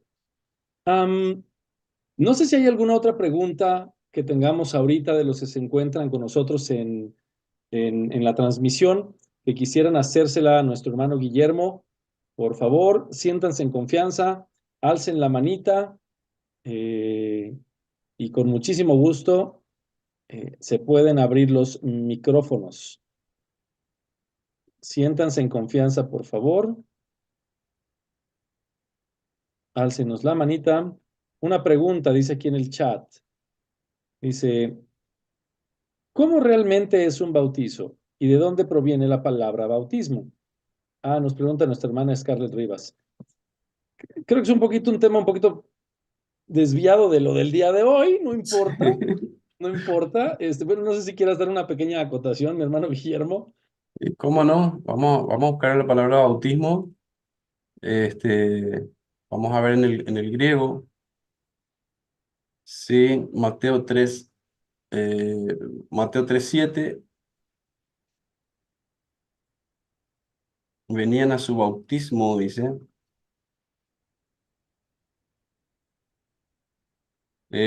Utiliza la palabra baptisma. Baptisma. Técnicamente, bautismo, que viene del 907, baptizo. Y baptizo dice dejar abrumado, completamente mojado, usando su ablución ceremonial específicamente de la ordenanza del bautismo, bautizo, lavar. Otra acepción es bapto, que dice arrollar, inundar, cubrir completamente con un fluido, solo en un sentido especial y calificado, mojar, manchar, teñir, mojar, bañar.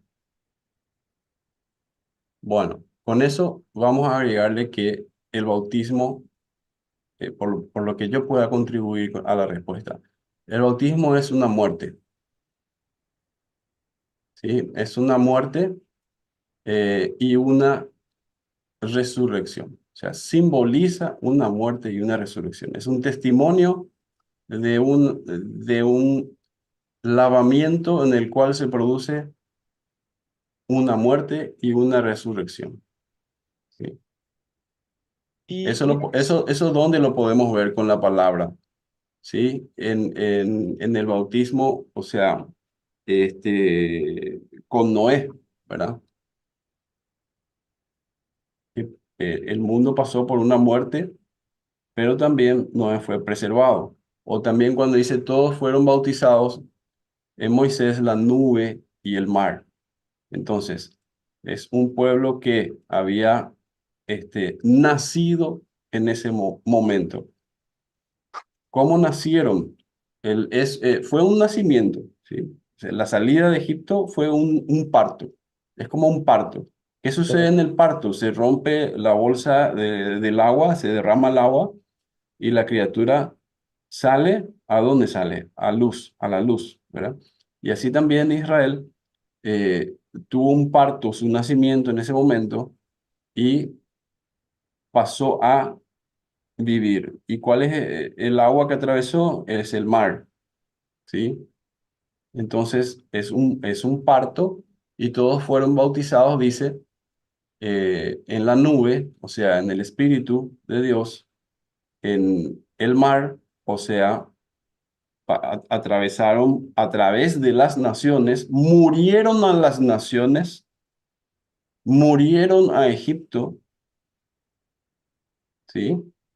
Y murieron también por medio de la palabra, porque dice fueron bautizados también en Moisés, o sea, en la palabra. Entonces la palabra los mató para poder vivir entonces para Dios. Una vez que uno está muerto a las naciones, y vive una nueva vida para Dios. Interesante. Perfecto. Muchísimas gracias, mi hermanito Guillermo. Esperamos que haya sido un poquito de aportación. Mi hermanita Scarlett, para que, digo, hay mucha tela más de dónde cortar respecto Sí, no, al hay mismo, pero muchísimo, no hay queremos ahorita muchísimo. desviarnos. No sé si hay alguna otra Eh, pregunta. eh, Salón, Sí, adelante. ¿Quién es? Gloria Estela de Colombia. Adelante, mi hermanita. Bueno, muchísimas gracias primero que todo porque de verdad que ver la grandeza de nuestro juez, el poder, lo infinito, el Ejad, el ser uno, con Yeshua, ser el Cordero. O sea, es como que me revolvió absolutamente todo en mi cabeza porque pues uno lee por allá cuando está leyendo la Torá, bueno, lee algo del juez o en los salmos, pero ya cuando tú lo ves como hizo la explicación hoy, de traer absolutamente toda la palabra del Eterno, hablándonos y aclarándonos sobre Yeshua Mashiach, la grandeza de él, el poder de él, y y que es todo, ¿sí? Entonces, muchísimas gracias por toda esa palabra y, y lo que yo quiero que ustedes me ayudaran a aclarar es, hubo una parte en que leían Apocalipsis que Yeshua, que el trono, el juez, perdón, es el, el Eterno y el Cordero. O ambos son el Cordero del Eterno, creo que está en Apocalipsis 22, algo de lo que ustedes me hablaban, pero eh, es Dios mismo el Cordero y a la vez tú hablabas algo no, del arca y de la parte del templo, ¿sí? Que es también Dios, o Correcto, el sea, Apocalipsis 21-22. es Sí, esa, no vi en esa ella parte. templo, porque el Señor Dios Todopoderoso es el templo de ella, o sea, el templo de Jerusalén, ¿sí? Y el Cordero. Entonces, no dice que el Señor Dios Todopoderoso es el templo del Cordero. No es eso lo que está diciendo, porque en griego queda muy claro, porque cada palabra tiene un caso, un número, un género. Entonces, el cordero ahí no está en caso genitivo. Si fuese caso genitivo, sí diría entonces el Señor Dios Todopoderoso es el templo de ella y del cordero, o sea, el templo del cordero. Pero no, no está en caso genitivo, no es del cordero, sino es el cordero. El El Señor Dios, Cordero sí, el Señor Dios Todopoderoso es ambas cosas, es el templo de Jerusalén y el Señor Dios Todopoderoso es el Cordero. es el templo y es el Cordero. El Señor Dios Todopoderoso es el templo y es el Cordero. Eso es lo que Es el nos debe templo y quedar es el claro. Cordero. Correcto, correcto. Ok, muchísimas gracias. Ha sido una bendición, de verdad, las capacitaciones, las enseñanzas que nos están dando. Muchas gracias. Y gracias a ti. Marco, si me permitís, quiero redondear la respuesta que di sobre el bautismo, Ujú. porque deseo que sea bíblica. O sea, yo no puedo decir algo que me parece porque lo interpreto así y punto, ¿no? Entonces, dice Colosenses 2:12, sepultados con él en el bautismo. Entonces, ¿qué es el bautismo? Es un sepultamiento, pero también es una resurrección, dice, en el cual fuisteis también resucitados con él. O sea, en el bautismo se produce una muerte por el agua, que es la palabra. Fíjense que la palabra debe matarnos. La palabra debe terminar con mi orgullo, con mi pecado, con mi desviación. La palabra debe mostrarme que estoy perdido y por lo tanto debe producir en mí una muerte para que yo pueda entonces resucitar con el Señor. Dice, sepultados con Él en el bautismo, en el cual fuisteis también resucitados con Él, mediante la fe en el poder de Dios que le levantó de los muertos. ¿Sí? Amén. Romanos 6:4 también dice, porque somos sepultados juntamente con Él para muerte por el bautismo. Entonces, juntamente con Él hay una identificación con la muerte del Mesías que se realiza públicamente eh, a través del acto del bautismo. ¿Sí? O sea, yo estoy dando un testimonio de que he muerto con Él, somos sepultados juntamente con Él, dice, a fin de que, o para qué somos sepultados juntamente con Él, para qué, a fin de que, como el Mesías resucitó de los muertos por la gloria del Padre, así también nosotros andemos en nueva vida, o sea, en vida de resurrección, pero es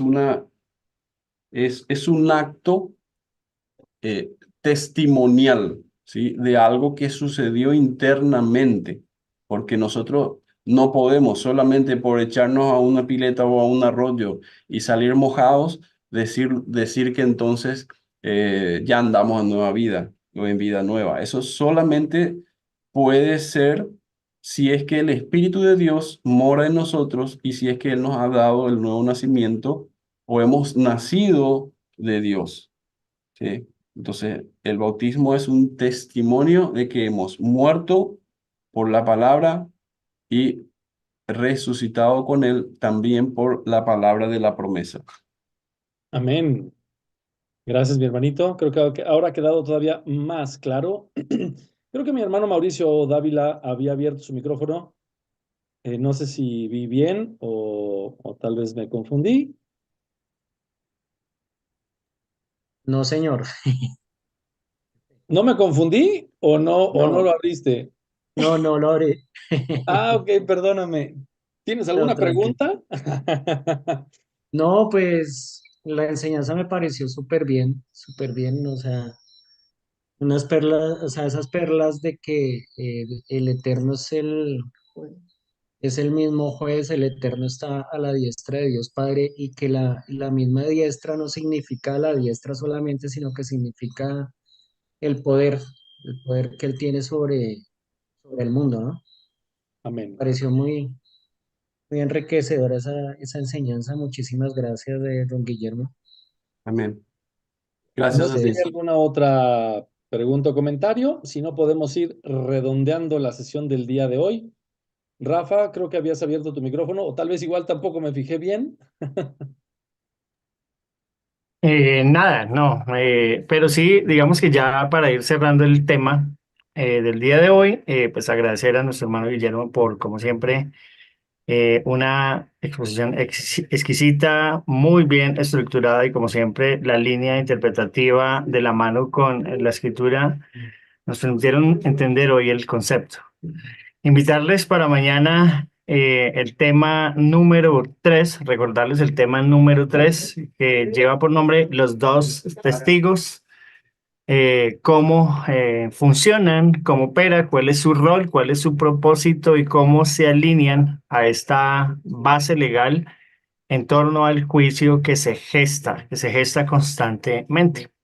Así que, pues muchísimas gracias, Guillermo, muchas gracias, Marco, a los asistentes vía Zoom, a aquellos hermanos que reciben la transmisión vía YouTube y a aquellos que posteriormente en diferido van a tener acceso a este estudio de hoy. Así que muchísimas gracias, tengan todos una feliz noche, descansen y nos vemos mañana eh, a la misma hora, 7:30 hora de Colombia, 6:30 hora México, para el caso tal de nuestros hermanos en Paraguay, 9:30.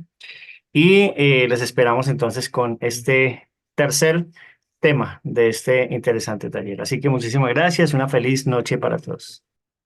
Amén. Shalom para todos, Shalom. shalom, Gracias a shalom. ti, Ahí la Rafael. top. Chao a todos, feliz descanso. Gracias a todos. Chau, otro. Quisiera, Marcel,